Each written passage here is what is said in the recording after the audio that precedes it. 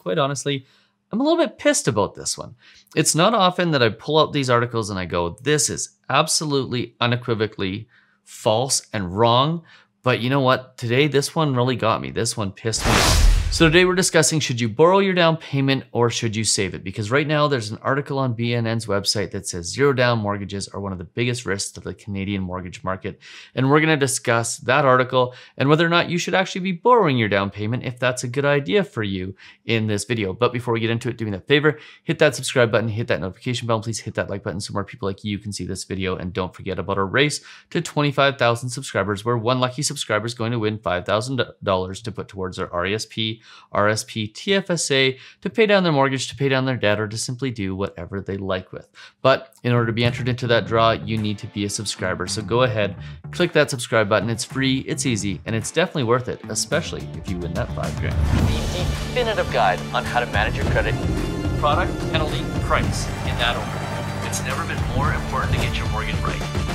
Okay, so let's discuss zero down mortgages, because there's an article right now on BNN's website that says this is one of the single biggest risks to the Canadian housing market. And I have to pop you into this article because quite honestly, I'm a little bit pissed about this one. It's not often that I pull out these articles and I go, this is absolutely unequivocally false and wrong. But you know what? Today, this one really got me. This one pissed me off, because there are some quotes in here from a mortgage broker out east. I don't know what she's talking about. I don't know where she's coming from. And I don't think that this issue is anything close to the issue that the US had in 2007, 2008. So let me read you the headline. Zero down mortgages stoke US subprime-like fears in Canada.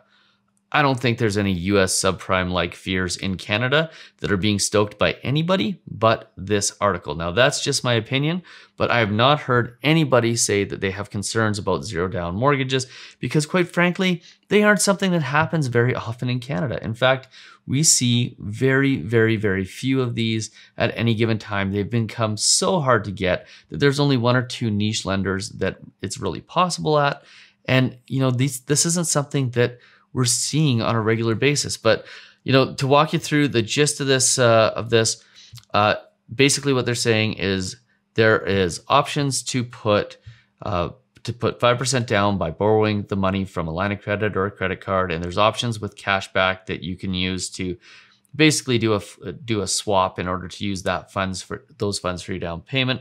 But these are things that we see so regularly in today's mortgage market that for them to be any sort of concern or any sort of risk for the overall mortgage market is absolutely absurd. Now, that being said, if you're an individual who's borrowing your down payment, then you're probably at significant risk, especially if there's a turn in the economy or a change in your income. So I never recommend that people do this. But what really gets me here is that there's an Ontario mortgage broker who's quoted in here. I don't know if she was quoted correctly or misquoted.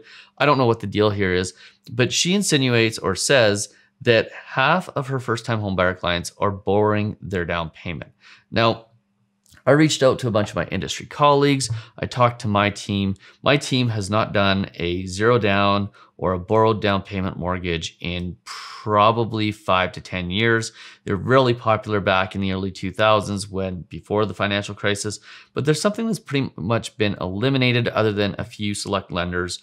And we just as a general rule have said as a company that we aren't going to do mortgages for people who have to borrow their down payment. Because quite frankly, if somebody's in a position where they have to borrow their down payment off of a credit card or have to borrow it off of a line of credit, then they probably aren't in a position where they should be buying a house and taking on the risk of having a mortgage.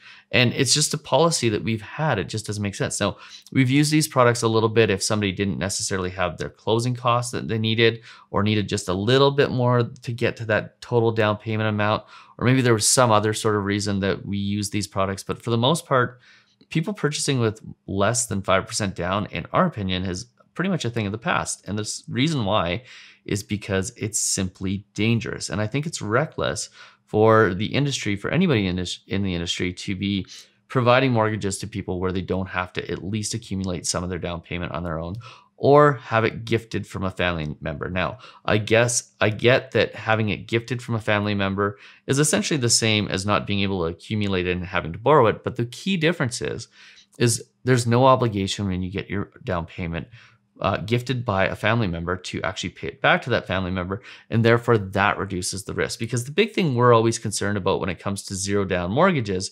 is that those zero down mortgages become something that has not just the mortgage payment, but another mortgage payment or another loan payment on top of it for the down payment, and basically puts the client in an almost underwater situation. Now, that is not to mention the fact that with housing prices across Canada as high as they are right now, it becomes really, really hard for somebody to qualify for a mortgage and then add on top of that some additional debt where they have to qualify at 3% of the limit in order to get that additional loan and get the mortgage. Because what happens is, let's say you have to, if you want to borrow $25,000, well, even though the payment may be less, the amount that a mortgage broker or a bank has to use to qualify you as a payment is 3% of that amount. So it would essentially be a $750 payment, which is larger than a lot of car payments. And that big payment on that borrowed down payment makes it really difficult to qualify to your maximum amount when it comes to getting a mortgage. So this is just all, in my mind, in my opinion, kind of ridiculous. And if the question here is, should you be borrowing your down payment? The answer is no. If you're lucky enough to have a family member that gives you a down payment, that's one thing. But if you have zero cash available to have a down payment of your own, it makes 0 sense for you to purchase a house. And keep in mind, because I get criticized a lot in the comment section, I'm a mortgage broker. I'm pro getting a mortgage. I'm pro buying a house. I want every single person to do it. I get criticized for my beliefs on the fact that you should be purchasing a property at your earliest opportunity when you can afford it. But if you have to borrow a down payment, that is a clear indication, in my mind at least, and in my belief, that you can't afford that mortgage and you can't afford to purchase that property. And in my mind, the mortgage brokers and the banks out there that are still allowing people to purchase with zero down with a borrowed down payment are doing a disservice to their clients, because quite frankly, that additional borrowing and that inability to save is usually a pretty good indication that people aren't going to be able to afford their mortgage. And for the most part, by the way, qualifying for a mortgage at your absolute maximum is a really big payment when it comes to the amount of income you have. And it's hard the first couple of years, because you're going to find out that you have taxes. You're going to find out that you have a bunch of other payments that you have to make, water bills, electricity bills, which are always way more than you expected to be.